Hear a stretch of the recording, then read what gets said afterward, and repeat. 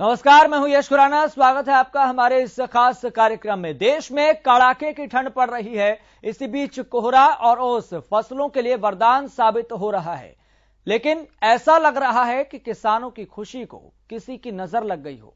जी हां, एक बार फिर सक्रिय हुए पश्चिमी विक्षोभ के चलते हरियाणा में लगातार बरसात हो रही है, जो अगले 3 दिन तक जारी रहने की संभावना है।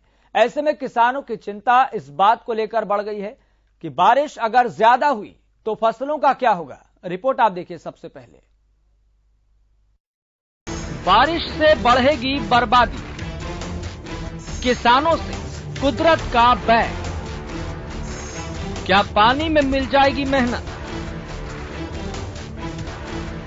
मौसम किसानों पर मेहरबान हो जाए तो फसलों की बम्पर पैदावार से किसानों की महीनों की मेहनत वसूल हो जाती है, लेकिन किसानों के साथ मौसम ही बेरुखी कर जाए तो किसान किसे शिकायत करे।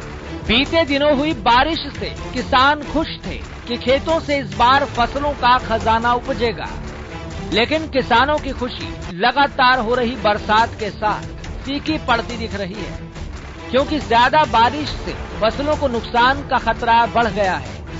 बारिश हल्की हो तो सिंचाई की पूर्ति हो जाती है, लेकिन बरसात ज्यादा हो तो जल भराव से फसलों को नुकसान होता है। ज्यादा बारिश फसलों के लिए आफत। ज्यादा बारिश होने पर गेहूं समेत कई फसलों को होगा नुकसान। खेतों में पैदावार में 5 किसान खेतों से पानी की निकासी का प्रबंध करें। मौसम साफ होने के बाद फसलों को खाद दे सकते हैं। बारिश के दौरान रासायनिक खाद न डालें। इस बारिश से होने वाले नुकसान से बचाव के लिए किसानों को जरूरी सावधानियां बरतने की जरूरत है। हाल ही में हरियाणा के किसानों को खुशखबरी मिली है कि नवंबर में बारिश से फसलों को हुए नुकसान की गिरदावरी पूरी हो चुकी है और किसानों को मुआवजे के लिए 350 करोड़ की राशि मंजूर की गई है। तो वहीं आपदा प्रबंधन विभाग के अतिरिक्त मुख्य सचिव पीके दास का कहना है कि हाल ही में बारिश से फसलों के नुकसान की कोई सूचना सरकार के पास नहीं पहुंची है। अगर किसी जिले से ऐसी रिपोर्ट आती है तो उसे कृषि विभाग के जरिए एग्जामिन कराकर पीड़ित किसानों को मुआवजा प्रदान किया जाएगा। भले ही सरकार देर सवेर किसानों को मुआवजा दे दे, लेकिन फसलों पर मौसमी मार की भरपाई कर पाना मुश्किल है। हरियाणा से चरखी दादरी के लिए महत सिंह की रिपोर्ट।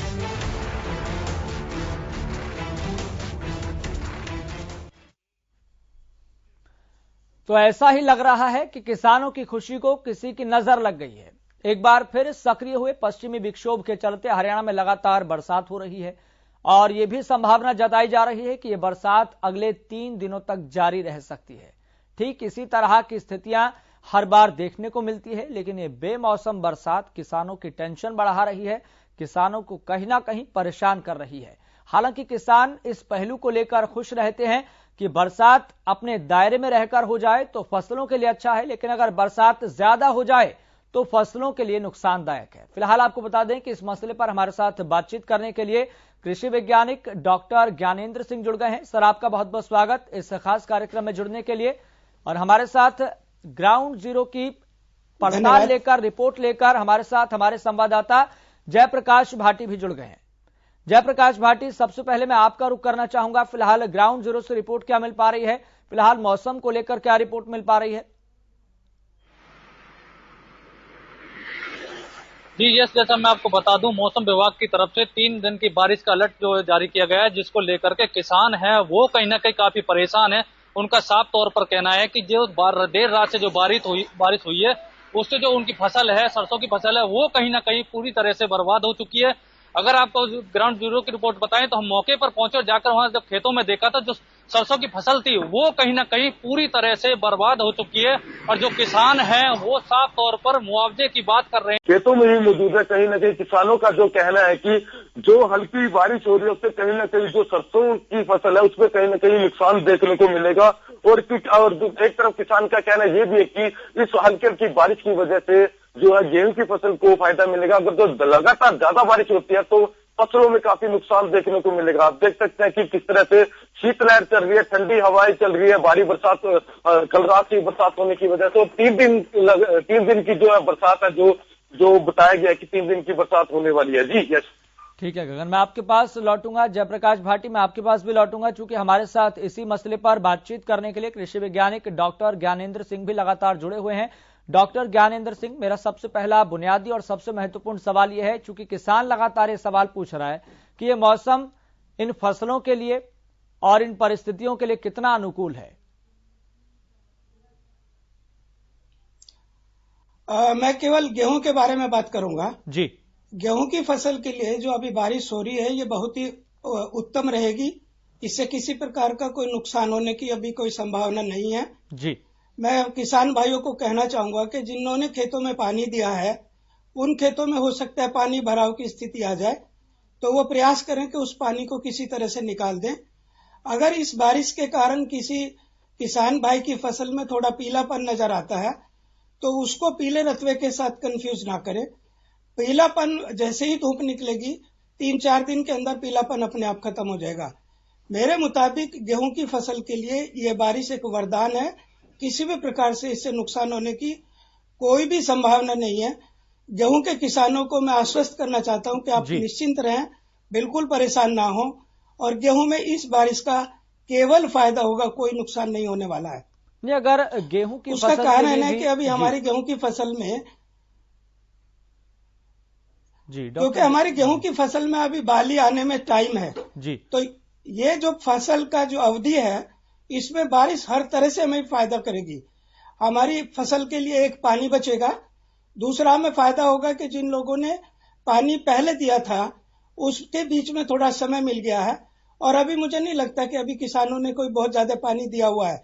लेकिन मैं ये कहना चाहूंगा कि जिन्होंने पानी दिया हुआ था, या अगर बारिश थोड़ी ज्यादा हो जाती है आने वाले 1-2 दिनों में, तो सुनिश्चित करें कि खेत में ज्यादा दिन तक पानी खड़ा ना हो, और जो पीलापन पानी खड़ा होने की वजह से आएगा जी, उसके लिए परेशान होने की जरूरत नहीं। जैसी धूप ज्ञानेंद्र जी, मैं यही सवाल आपसे इस पहलू को लेकर पूछने वाला था कि अगर गेहूं की फसलों में भी ज्यादा बरसात हो जाए, ज्यादा पानी भर जाए, तो गेहूं की फसल के लिए कितना नुकसानदायक हो सकता है? फिर ऐसे में किसान को क्या करना चाहिए? देखिए अभी पानी खड़ा होने की स्थिति में नहीं है। बहुत ज्यादा बारिश अभी नहीं हुई है हरियाणा में या पश्चिमी उत्तर भारत में। अगर कहीं कहीं कुछ ऐसा लगता है कि बहुत ज्यादा बारिश अगले 2 दिन में हो सकती है, तो मैं जरूर कहना चाहूंगा कि पानी खड़ा ना होने दे ज्यादा देर तक। किसी भी प्रकार से खेत से अगर ज्यादा देर पानी खड़ा हुआ है तो उसको निकालने का प्रयास करें। अन्यथा जब तक फसल में पानी 1 पानी या 2 पानी के बराबर पानी आता है तो उससे कोई नुकसान होने वाला बिल्कुल भी नहीं है जी। और गेहूं की फसल के अलावा दूसरी फसलों के बारे में बात करें, जिस तरीके से हमारे संवाददाता ने ग्राउंड जीरो के जरिए बताया कि सरसों की फसल पूरी तरह से बर्बाद हो चुकी है, चूंकि उस फसल में ज्यादा पानी भर गया है। तो सरसों की फसल के लिए भी क्या ये जो पहलू है, ये जो मंत्र है, उसमें भी ये कामयाब हो सकता है? अगर उसमें बूंदाबांदी भी होती है तो उन फसलों के लिए कितना नुकसानदायक होता है? अब बूंदाबांदी से कोई ज्यादा नुकसान नहीं होगा, लेकिन चूंकि सरसों की फसल और गेहूं की फसल में एक मुख्य अंतर होता है कि सरसों की फसल कम पानी से होती है जी, तो वहां पानी खड़ा होने के बाद सरसों की फसल में नुकसान होने के चांसेस बढ़ जाते हैं। दूसरा क्या है ना कि अभी सरसों में फली आई हुई है जी, तो सरसों की फसल जो है भारी हुई है, उसके गिरने की संभावना हो जाती है, और गिरने के बाद थोड़ा नुकसान होना संभव होता है। लेकिन अभी स्थिति देखते हुए मुझे नहीं लगता कि ये बारिश गेहूं या सरसों के लिए बहुत ज्यादा नुकसान वाली होने जा रही है जी। और ये बारिश अगर लगातार होती रही, क्योंकि जिस तरीके से मौसम विभाग ने संभावना जताई है कि 3 दिन तक इसी तरीके से बूंदाबांदी हो सकती है और हो सकता है कि तेज बारिश भी हो जाए, तो किसानों को पहले अपने आप को किस तरीके से तैयार रखना होगा ताकि उनकी फसल खराब ना हो? इस बारिश में किसानों को बहुत ज्यादा परेशान होने की आवश्यकता नहीं है। वो केवल 2 चीजें सुनिश्चित करें कि एक तो बहुत दिन तक खेत में पानी खड़ा ना होने दें, और दूसरा किसी फर्टिलाइजर या केमिकल का स्प्रे ना करें जब तक कि धूप ना निकल आए जी। और एक और बात यहां पर कही जाती है कि जल निकासी आप सुनिश्चित करें, और जब ऐसी परिस्थितियां पैदा हो तो आप खाद का भी इस्तेमाल कर सकते हैं। आप रासायनिक खाद का इस्तेमाल ना करें, ये बात भी कही जाती है। इससे आप नहीं, खाद का इस्तेमाल नहीं करना है जी जी। इससे आप कितना खाद सहमत का हैं इस और पहलू को किसी भी लेकर? स्प्रे का इस्तेमाल बारिश के टाइम में हम नहीं कहते। नहीं, हम बिल्कुल नहीं कहते कि इस समय में जब बारिश हो रही है, मौसम खराब हो, तो किसी भी प्रकार का खाद या किसी भी प्रकार का स्प्रे नहीं करना चाहिए। मेरी किसानों को सलाह है कि वो कोई भी स्प्रे ना करें, धूप निकलने का इंतजार करें। और अगर कोई बीमारी है गेहूं के केस में खास तौर से, तो मैं कहना चाहूंगा कि पीलापन और पीला रतुआ दोनों अलग अलग चीजें हैं। किसानों को ये अंतर समझना होगा। जो किसान भाई अंतर समझते हैं उनको पता है कि पीला रतुए के लक्षण क्या है और गेहूं में पानी खड़ा होने के कारण या बहुत दिन धुंध रहने के कारण जो पीलापन आता है उसके लक्षण क्या है जी। अगर गेहूं के में बारिश के कारण या पानी के कारण या खराब मौसम के कारण जो पीलापन आता है वो स्वतः ही एक हफ्ते के अंदर अपने आप साफ हो जाता है और फसल हेल्दी हो जाती है। जी ज्ञानेंद्र जी, अगर बात करें सब्जियों की फसलों को लेकर, तो ये बारिश सब्जियों की फसलों को लेकर कितना मुफीद है, कितना नुकसानदायक है, और किसानों के सामने इस समय सबसे बड़ा चैलेंज आप क्या देख रहे हैं, खासतौर पर सब्जियों की फसलों को लेकर? देखिए, वैसे तो मैं गेहूं में काम करता हूं, मेरे से अगर आप गेहूं का सवाल करेंगे तो मैं बहुत अच्छा जवाब दे पाऊंगा जी। लेकिन एक किसान होने के नाते मैं ये जरूर कहना चाहता हूं कि जो किसान के पास बहुत तरह की फसलें होती है, जिसमें गेहूं है, चना है, सरसों है, मटर है, सब्जियां हैं, गन्ना है, उन सब में अलग अलग प्रकार से अलग अलग रूप से इस बारिश को देखा जा सकता है। बहुत ज्यादा बारिश मैं मानता हूं, बहुत ज्यादा बारिश सब्जियों के लिए नुकसानदायक होती है। जी। और जिस तरीके से आपने बताया कि गेहूं में आपको महारत हासिल है, उस पर एक एस्पेक्ट को लेकर मैं पॉइंट को लेकर सवाल पूछना चाहूंगा। किसान भी ये सवाल लगातार पूछते हैं इस बरसात का और इस उत्पादन पर आगामी समय में गेहूं की नमी पर कितना असर पड़ता है? नहीं, अभी गेहूं में अभी चूंकि फसल में बालियां भी नहीं आई हैं जी, और अभी जो फसल की स्टेज चल रही है उसको हम प्रोडक्टिव स्टेज कहते हैं, वेजिटेटिव स्टेज कहते हैं। और इसमें इसी बारिश सवाल को होने हम से आगामी समय के लिए देखें, आगामी समय के लिए देखें तो गेहूं की नमी पर कितना असर पड़ता है? इस तरीके से कि आप देखते हैं कि हर साल बेमौसम बरसात हो जाए या फिर बूंदाबांदी हो जाए तो गेहूं की जो नमी है आने वाले समय में उस पर असर पड़ता है? नहीं, इस समय की बारिश का गेहूं की नमी से कोई लेना देना नहीं होता है जी। गेहूं की नमी से लेने देने के लिए अगर हमारे मार्च के एंड में या अप्रैल फर्स्ट वीक में जब हमारी फसल तैयार होती है, अगर उस टाइम बारिश होती है तो उसका नमी के ऊपर असर हो सकता है। अभी तो गेहूं में दाने ही नहीं है तो नमी कहां से आएगी? जी। डॉक्टर ज्ञानेंद्र सिंह, मैं आपके पास लौटूंगा। हमारे साथ जयप्रकाश भाटी भी लगातार जुड़े हुए हैं। जयप्रकाश भाटी, फरीदाबाद में ऐसे कौन कौन से क्षेत्र हैं, ऐसे कौन कौन से हिस्से हैं जहां पर ज्यादा बरसात देखने को मिली है, जहां पर सरसों की फसलों को ज्यादा नुकसान पहुंचा है? कितने का नुकसान बताया जा रहा है? क्या कुछ अभी तक आकलन किया गया है? देखिए यस, मैं आपको बता दूं, बल्लवड़ का ये इलाका है जहां ये सरसों की फसल बोई गई थी, जिसको लेकर हमने किसानों से बात करने की कोशिश की। किसानों का साफ तौर पर कहना है कि जो देर रात से जो बारिश हुई है उसके कारण से जो इनकी सरसों की जो फसल है वो कहीं ना कहीं पूरी तरह से बर्बाद हो चुकी है। जो इनकी सरसों है वो पूरी एक जमीन पर लेट चुकी है, जिसको लेकर के उनका साफ तौर पर कहना है कि उनकी जो फसल बोई थी वो कहीं ना कहीं एक तरीके से बर्बाद हो चुकी है, जिससे वो काफी नुकसान में बैठे हुए। अब उनका एक साफ तौर पर यह कहना है कि सरकार से वो मुआवजे की वो बात कर रहे हैं कि सरकार उनकी फसल का मुआवजा दे जितनी उनकी फसल बर्बाद हुई है, लेकिन अभी तक इस चीज का अंदाजा नहीं लगाया जा सका है कि यह फसल कितने की जो लागत से बर्बाद हुई है। जी, क्या स्थानीय विधायक ने आकर किसानों के इन फसलों के नुकसान का आकलन किया है? क्या कोई स्थानीय विधायक किसानों को आश्वासन देने पहुंचा है? देखिए, मैं विधायक की अगर बात करूं तो विधायक जी को अभी तक यहाँ तक कोई विधायक जी इनके पास पहुंचा नहीं है, लेकिन आने वाले समय में क्या पता विधायक जी इन लोगों के पास पहुंचे, इनकी समस्या को जो उनकी मांग है उनको सरकार तक पहुंचाए। जो मुआवजे की बात कर रहे हैं लोग, उन मुआवजे को दिलाएं। लेकिन फिलहाल की बात करें तो फिलहाल अभी तक कोई भी विधायक या मंत्री इन लोगों के पास यहाँ इनकी जायजा लेने या इनकी समस्याओं को सुनने के लिए पहुंचे नहीं है। जी, क्या जनवरी के हर तीसरे हफ्ते में हर साल यही स्थिति देखने को मिलती है कि सरसों की फसल बर्बाद हो जाती है ज्यादा बारिश के कारण? क्या हर साल यही स्थिति रहती है?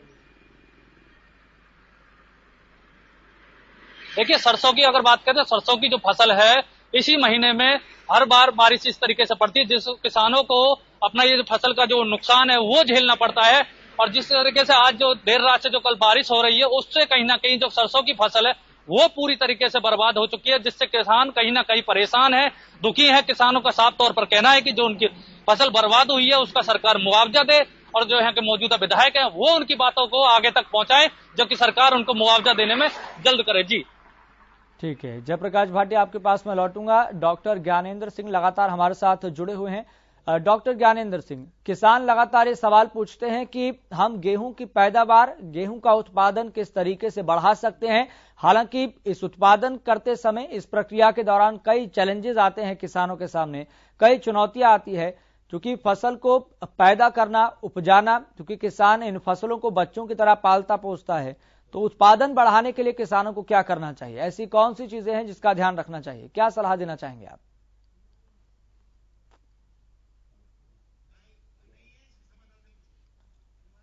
चलिए, डॉक्टर ज्ञानेंद्र सिंह का फोन डिस्कनेक्ट हो गया है, दोबारा से कनेक्ट करने की कोशिश करेंगे। जयप्रकाश भाटिया, अब तक कितने किसानों की फसलों को नुकसान हुआ है, इसको लेकर कोई जानकारी मिल पा रही है क्या?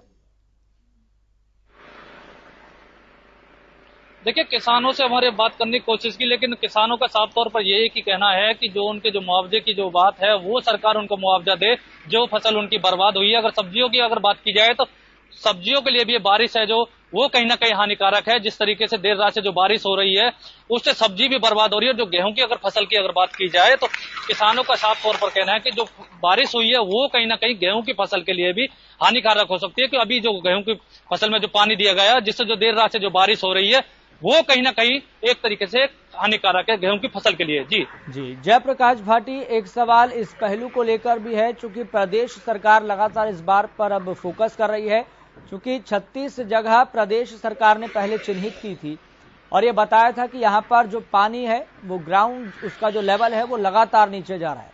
तो ऐसे यहाँ पर कितने किसान हैं जिन्होंने ज्यादा पानी वाली फसलों को छोड़ा है और दूसरी फसलों का वह उत्पादन कर रहे हैं, उपजा रहे हैं? ऐसे कितने किसानों का अब तक डाटा निकलकर सामने आया? देखिए, अगर फरीदाबाद की अगर बात की जाऊं तो फरीदाबाद में सबसे ज्यादा धान और सरसों की फसल और गेहूं की फसल ज्यादा उगाई होती है। जो यहाँ के क्षेत्र, जो ग्रामीण क्षेत्र हैं, उन लोगों उस क्षेत्र में गेहूं, सरसों और आपकी धान की इसकी सबसे ज्यादा फसल होती है। लेकिन इनमें पानी की अगर बात की जाए तो गेहूं में भी ज्यादा पानी नहीं लगता है, जिसको लेकर के यहाँ ऐसा भी कोई सामने अभी नहीं आया है। जी यहाँ पर बात करें, क्योंकि अलग अलग जगह से इसी तरीके की खबरें लगातार सामने आ रही है कि किसानों को नुकसान पहुंचा है, खास तौर पर ये बरसात सरसों की फसलों को नुकसान पहुंचा रही है। ग्राउंड जीरो से आपने बताया कि सरसों की फसल को नुकसान पहुंचा है। किसानों की अब तक क्या मांग है और जो पहले नुकसान हुआ था किसानों को, क्या किसानों को मुआवजा मिल चुका है? देखिए, अगर फिलहाल की अगर बात की जाए तो फिलहाल जो देर रात से जो बारिश हुई है जिससे सरसों की जो फसल है वो पूरी तरीके से बर्बाद होगी, जिसको लेकर के हमने जो किसानों से जब बात करने की कोशिश की है तो किसानों का साफ तौर पर कहना है कि जो देर रात से जो बारिश हुई है जिससे सरसों की फसल है उनकी जो बर्बाद हो चुकी है उसको सरकार मुआवजा दिलाए, जिससे कि वो अपना गुजारा चला सके। ठीक है जयप्रकाश भाटी, बहुत बहुत शुक्रिया जानकारी साझा करने के लिए और ग्राउंड जीरो से रिपोर्ट देने के लिए। हमारे साथ एक बार फिर से डॉक्टर ज्ञानेंद्र सिंह जुड़ गए हैं, कृषि वैज्ञानिक हैं। डॉक्टर ज्ञानेंद्र सिंह, मैं सवाल आपसे ये पूछ रहा था, चूंकि किसान लगातार ये सवाल पूछ रहे हैं कि हम गेहूं के उत्पादन को और बेहतर करने के लिए और उसमें इजाफा करने के लिए, उसमें बढ़ोतरी करने के लिए ऐसी क्या चीजें अपनाएं कि गेहूं का उत्पादन बेहतर हो, उसमें बढ़ोतरी हो?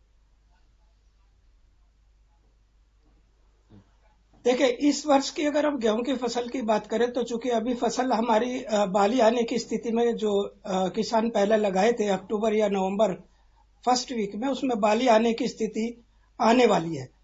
तो उनके लिए तो सलाह है कि चूंकि बारिश हो चुकी है तो कोई एक्स्ट्रा पानी अभी देने का जरूरत नहीं है, कम से कम नमी को ध्यान में रखते हुए ही पानी दे। दूसरा मैं कहना चाहूंगा कि चूंकि हरियाणा पंजाब में अगेती फसल जो है गेहूं के लिए बहुत लाभदायक रहती है और जितना जल्दी हम समय से गेहूं लगा देते हैं उतनी पैदावार हमें ज्यादा मिलती है। तीसरी बात मैं कहना चाहूंगा कि किसानों को हम सलाह देते हैं कि वो जो पुरानी किस्में हैं उनको छोड़ के नई किस्मों की तरफ आए और हमारा संस्थान नई नई किस्मों के प्रचार और प्रसार के लिए कटिबद्ध है। हम किसानों को बीज भी देते हैं, टेक्नोलॉजी भी बताते हैं और उसके साथ साथ जो टेक्नोलॉजी को फॉलो करने में अगर किसान को कोई दिक्कत आती है तो हम बीच बीच में अपनी सलाह मशवरा या हम विजिट भी करते हैं। तो गेहूं की फसल के लिए तो मेरे हिसाब से अभी जो बारिश हो रही है ये एक वरदान है, किसी भी प्रकार से इसमें कोई नुकसान होने की संभावना नहीं है। और जो रही बात पीला रतुआ की, अगर कहीं किसानों को पीला रतुआ की किसी खेत में लगता है तो वो किसान विशेषज्ञ से संपर्क करें और सलाह के बाद ही उसमें छिड़काव करें। अपनी तरफ से हम नहीं कहते कि आप कोई भी लक्षण देके सीधा छिड़काव शुरू कर दीजिए। अगर आप अपनी फसल को किसी विशेषज्ञ को दिखा लेते हैं और फिर वो जो दवाई या केमिकल स्प्रे रिकमेंड करते हैं अगर उसका स्प्रे करेंगे तो वो थोड़ा उचित होगा। जी। और लगातार जिस तरीके से आप बता रहे हैं कि ये जो बूंदाबांदी हो रही है, ये बरसात हो रही है, ये गेहूं की फसल के लिए नुकसानदायक नहीं है, लेकिन इसके इतर अगर बात करें इस पहलू को लेकर, चूंकि प्रदेश सरकार भी इस पर फोकस कर रही है कि मेरा पानी मेरी विरासत के जरिए किसान उन फसलों को छोड़े जिनमें ज्यादा पानी इस्तेमाल होता है, तो फिलहाल प्रदेश की स्थिति इस एस्पेक्ट को लेकर आप कहां पर देख रहे हैं? देखिए, हरियाणा में जो पानी का जो महत्व होता है वो खास तौर से जब हम जहां किसान बहुत ज्यादा धान लगाते हैं वहां कोई हम कह सकते हैं कि वहां पानी का मुख्य मुद्दा रहता है। लेकिन जो गेहूं की फसल है, सरसों की फसल है, सब्जियां हैं, इनकी वाटर रिक्वायरमेंट बहुत ज्यादा नहीं है। तो हम पानी का जो कहते हैं ना कि हम ग्राउंड वाटर को हम यूज कर रहे हैं जी, वो उतना ज्यादा गेहूं के लिए या इन फसलों में नहीं करते। रही बात रिचार्जिंग की, जो पानी अभी जैसे जो बारिश का पानी होता है उससे ग्राउंड लेवल भी रिचार्ज होता है, तो हमारे जो पानी का स्तर है वो इम्प्रूव होता है, हमें बाकी फसलों के लिए पानी मिलने की अच्छी संभावना रहती है।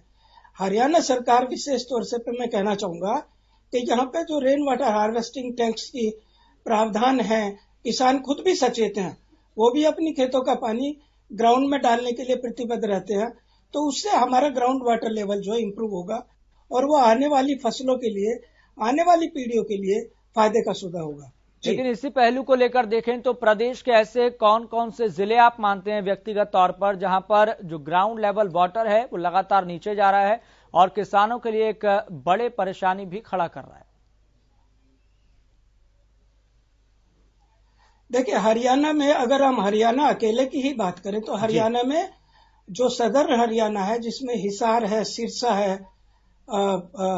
एलनाबाद है, वो जो इलाका है जो राजस्थान से लगता है, वहां कंपेरेटिवली बारिश करनाल, कुरुक्षेत्र, यमुनानगर के मुकाबले कम होती है जी। तो वहां पे जो फसल चक्र किसान लेते हैं वो हमारी पीढ़ियों से चला आ रहा है।